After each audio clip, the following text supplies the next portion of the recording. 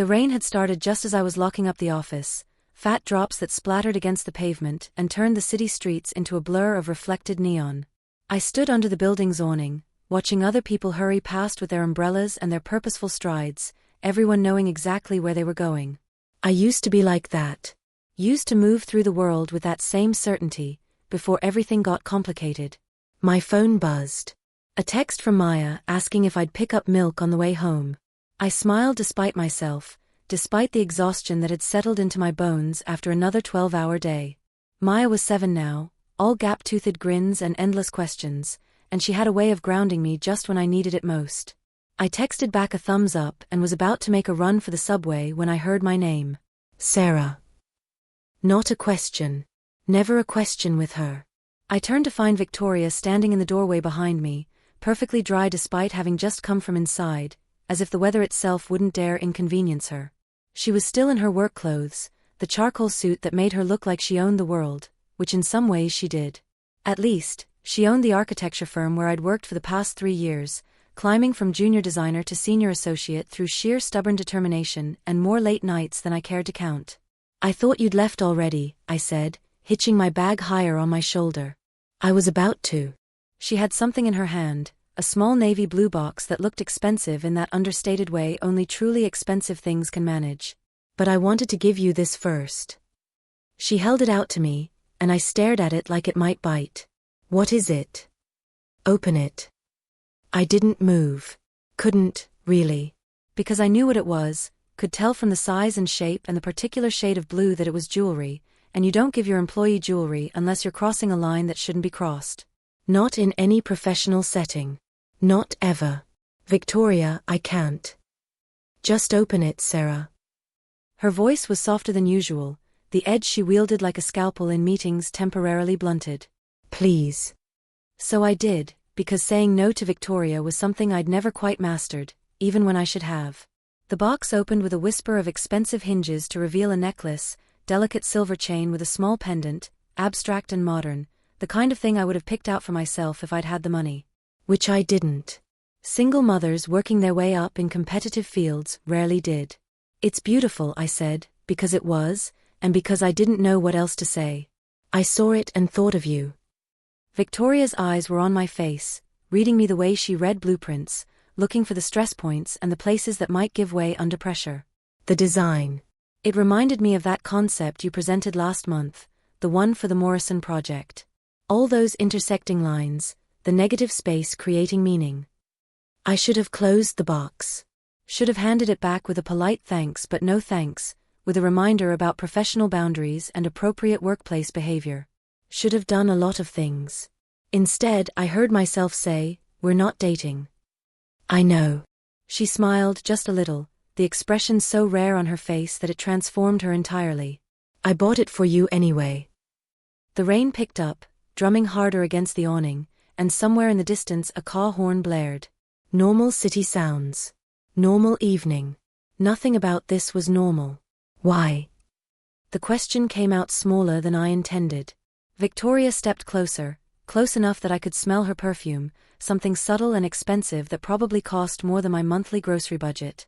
Because you're brilliant and you work harder than anyone else in that building and you never ask for anything, not even the recognition you deserve. Because I wanted to. Because I could. She paused. Because it's your birthday next week and I know you'll spend it pretending it doesn't matter, ordering pizza with Maya and telling yourself that's enough. My throat tightened. How did you know? I pay attention, Sarah. To you. I always have. And there it was, the thing neither of us had said in 3 years of working late together, of her hand occasionally brushing mine when we looked at the same set of plans, of looks that lasted just a beat too long to be purely professional. The thing I'd been pretending didn't exist because acknowledging it would mean making a choice, and I was so tired of making difficult choices.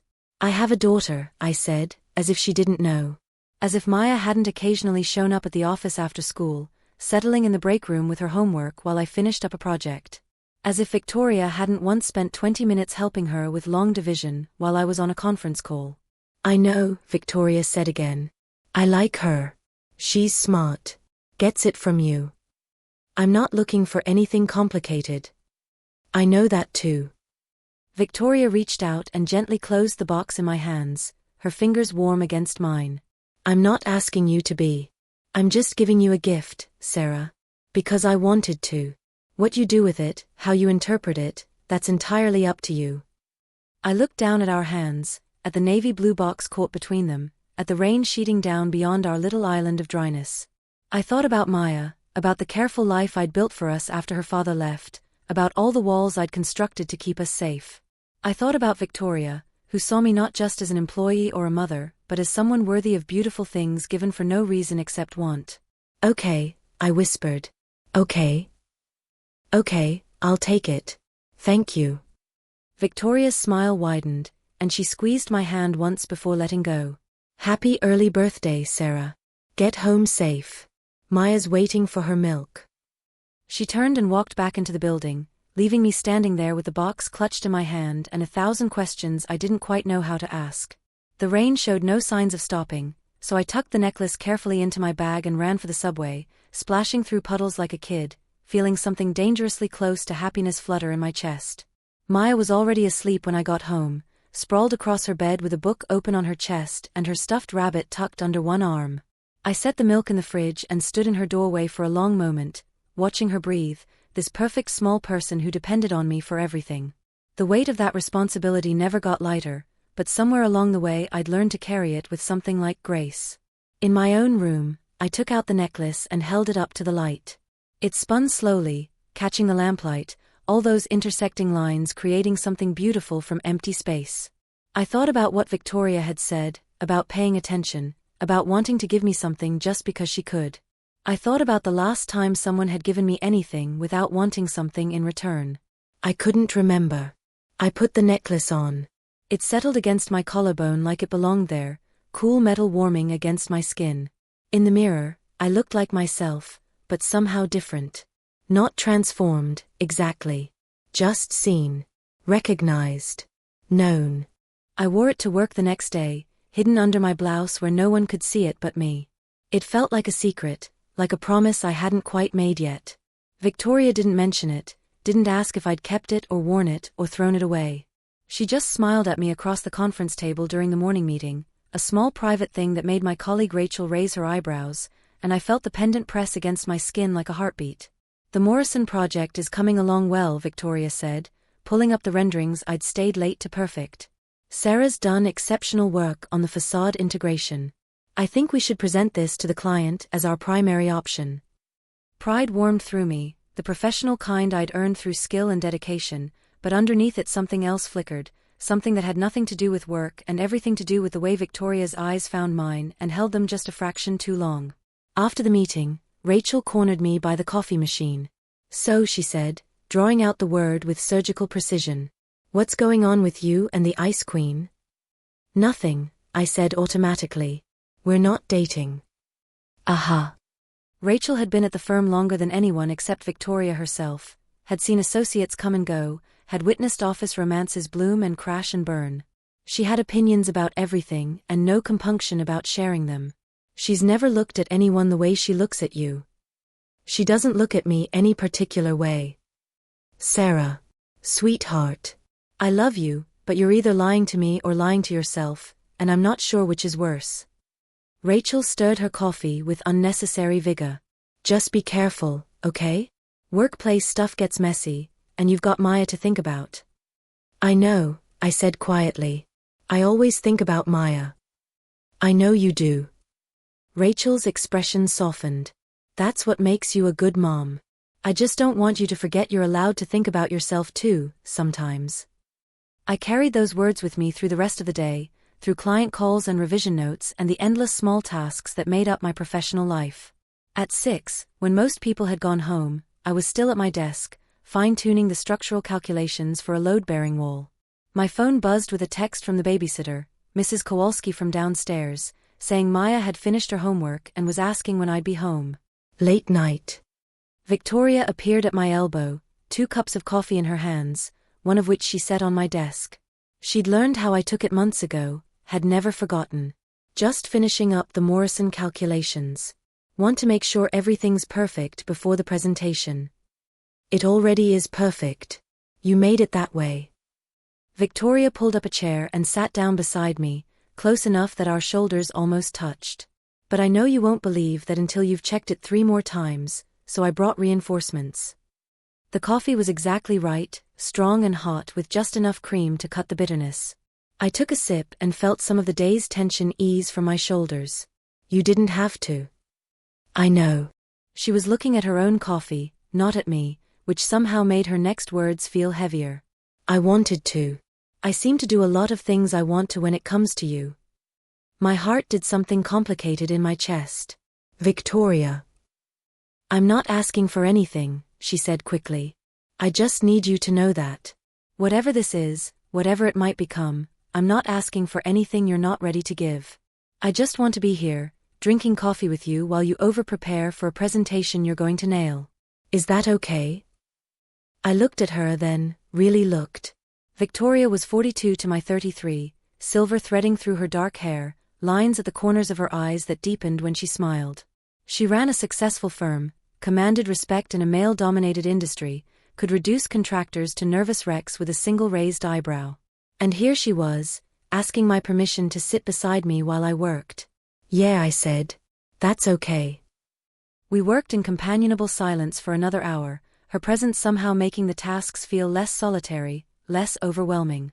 When I finally saved my work and shut down my computer, it was nearly 8, and guilt twisted in my stomach about Maya, about another evening cut short, another bedtime story missed. Go home to your daughter, Victoria said, as if reading my mind. She needs you more than these calculations do. I gathered my things, the necklace shifting against my skin as I moved. At the door, I turned back. Thank you. For the coffee. For everything. Anytime, Sarah. I mean that. The subway ride home was long and crowded, giving me too much time to think about what was happening, about lines being crossed and boundaries growing blurry. I thought about Maya, about the example I was setting, about what it meant to let someone care for you when you'd spent so long learning to care for yourself. I thought about Victoria's hands, graceful and strong, and the way she looked at me like I was something precious. Mrs. Kowalski met me at the door with a knowing smile. She's still awake. Insisted on waiting up for you. I found Maya in her pajamas, curled up on the couch with her rabbit, fighting to keep her eyes open. When she saw me, her whole face lit up with a smile that made every late night, every sacrifice, every hard choice worth it. Mama. She launched herself at me, all skinny arms and fierce love. You're home. I'm home, baby. Sorry it's so late. It's okay. Mrs. K made cookies. Maya pulled back to look at me, her eyes, so like my own, serious and searching. Are you happy, Mama? The question caught me off guard. What? Of course I am. Why would you ask that? She shrugged, suddenly shy. You just seem different lately. Like you're thinking about something far away. But also like you smile more. Even when you think I'm not looking. Children saw everything, I reminded myself. All the things adults tried to hide. I guess I do feel a little different, I admitted. Is that okay? Yeah. Maya snuggled against me, her weight warm and solid and real. Different is good sometimes. Like when you're growing, you know. You have to be different to get bigger. I pressed a kiss to the top of her head, breathing in the strawberry scent of her shampoo. When did you get so wise? I'm 7, she said, as if that explained everything. Maybe it did. That night, after I'd tucked Maya in and read her the bedtime story I'd missed, after I'd cleaned the kitchen and set the coffee maker for the morning and done all the small domestic rituals that structured our life, I stood in the bathroom and took off the necklace. The skin underneath was slightly warm where the metal had rested all day, a faint impression of chain links visible in the mirror. I could put it away.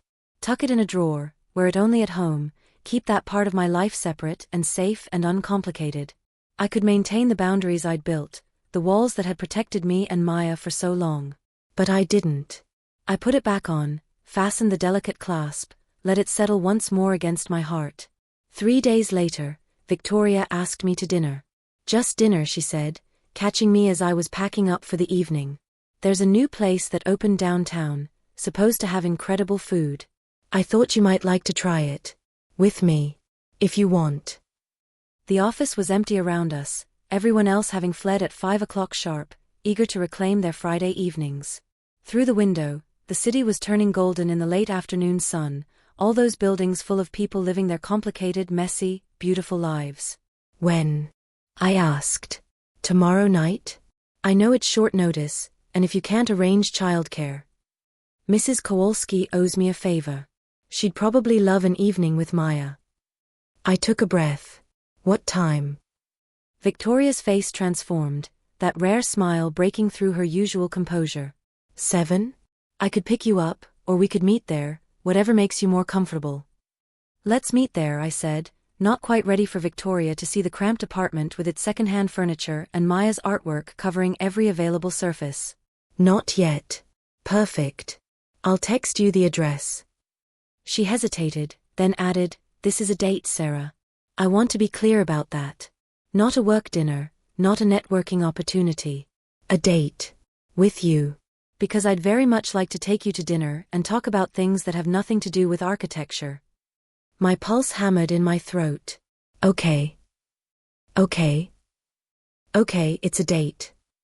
I spent Saturday in a state of controlled panic, cleaning the apartment while Maya watched cartoons, trying on every piece of clothing I owned and discarding them all as wrong, too casual, too formal, too desperate, not desperate enough. Finally, I settled on a simple black dress I'd bought years ago for a work event and barely worn since, paired with the necklace Victoria had given me, now visible above the neckline. "You look pretty, Mama," Maya said, looking up from her coloring when I emerged from my room. "Are you going somewhere special?" "Just dinner with a friend," I said, which wasn't exactly a lie but wasn't exactly the truth either. "A friend from work?" Maya was 7, but she had the interrogation skills of a seasoned detective. "Ms. Victoria?" I should have known she'd remember Victoria from her office visits, should have realized that nothing escaped my daughter's notice. "Yes, Ms. Victoria. We're going to try a new restaurant." "She's nice," Maya said matter-of-factly, returning to her coloring. "She helped me with my math that one time. And she asked me about my favorite books." She looked up again, those serious eyes holding mine. "Do you like her, Mama? Like her?" And there it was, the question I'd been avoiding asking myself, now coming from my 7-year-old daughter with her purple crayon and her rabbit-shaped eraser. "I think I might," I said softly. "Is that okay?" Maya considered this, her small face thoughtful. "Does she make you happy?" "She makes me feel seen." "Is that the same thing?" "I think so."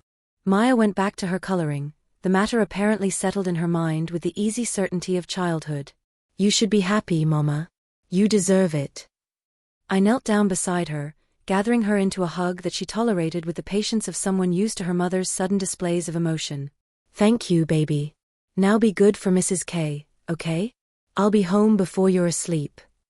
The restaurant was small and intimate, all exposed brick and dim lighting and tables for two tucked into cozy corners.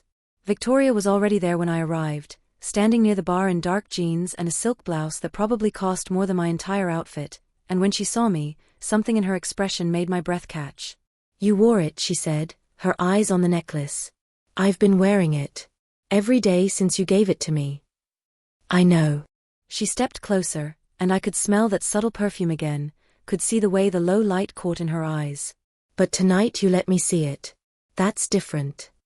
The hostess led us to a corner table, and for a moment we both just sat there, looking at each other across candlelight and white linen, the weight of this moment, this choice, settling between us like a third presence. "I'm nervous," I admitted. "I haven't done this in a long time. Since before Maya." "I'm nervous too," Victoria said, and the confession surprised me. "I haven't wanted to do this in a long time. Since before I stopped believing I deserved to want it." "What changed?" "You." She said it simply, without hesitation. "You changed things. The way you move through the world, the way you care about your work and your daughter and the people around you with this fierce, protective gentleness. The way you never give up, never settle, never stop trying to make things better." I started paying attention, and then I couldn't stop. The server appeared with menus, and we ordered without really looking at them, both of us too focused on each other to care much about food. When she left, the silence that fell was comfortable, expectant, full of possibility. "Tell me about Maya," Victoria said. "Not work Maya, The version I see for 5 minutes in the break room. Real Maya. What she's like, what she loves, what keeps you up at night worrying. So I did. I told her about Maya's obsession with space, about the glow-in-the-dark stars covering her ceiling and her ambition to be an astronaut or maybe a veterinarian or possibly both. I told her about the time Maya had asked why she didn't have a father and I'd had to explain, in age-appropriate terms, that sometimes grown-ups make babies and then decide they don't want to be parents, and how Maya had been quiet for a long time before saying, "That's okay, Mama. We're enough."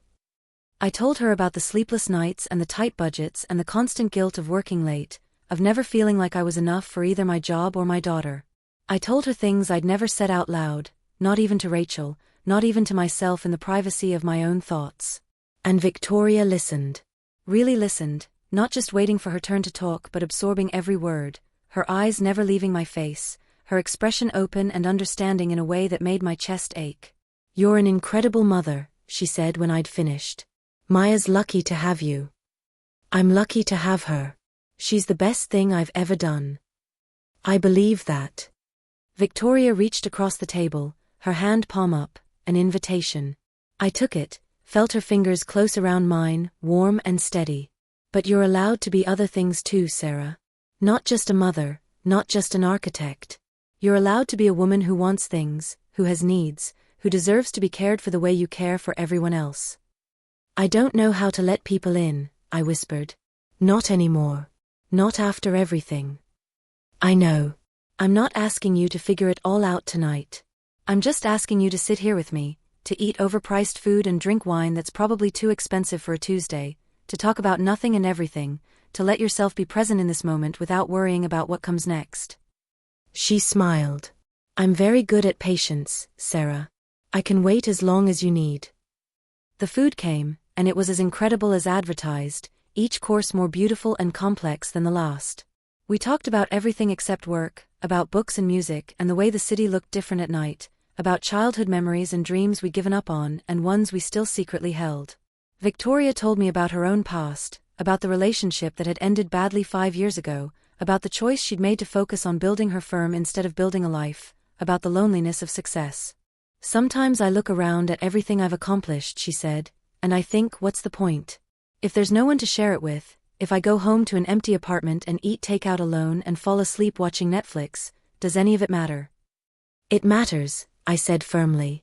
"What you've built, the opportunities you've created for people like me, the beautiful things you've brought into the world, all of that matters.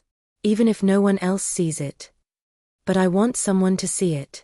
I want you to see it." Her thumb stroked across my knuckles, a gentle repetitive motion that sent warmth spreading up my arm. "I want to share it with you, Sarah. Not because I need validation, but because sharing things with you makes them better. Makes them mean something different. Something more." We stayed until the restaurant closed, until the staff started stacking chairs on nearby tables and giving us pointed looks, until there was nothing left to do but walk out into the night together. The air had cooled, autumn finally asserting itself after a long summer, and I shivered despite my jacket. Victoria shrugged off her own coat and draped it around my shoulders without asking, the gesture so natural, so caring, that something inside me cracked open just a little wider. "Thank you," I said. "For dinner. For everything. Can I drive you home?" I should have said no. Should have maintained that last boundary, kept my world separate for just a little longer. But standing there on the sidewalk with Victoria's coat warm around me and her eyes hopeful in the streetlight, I found I didn't want to. "Yes," I said. "I'd like that."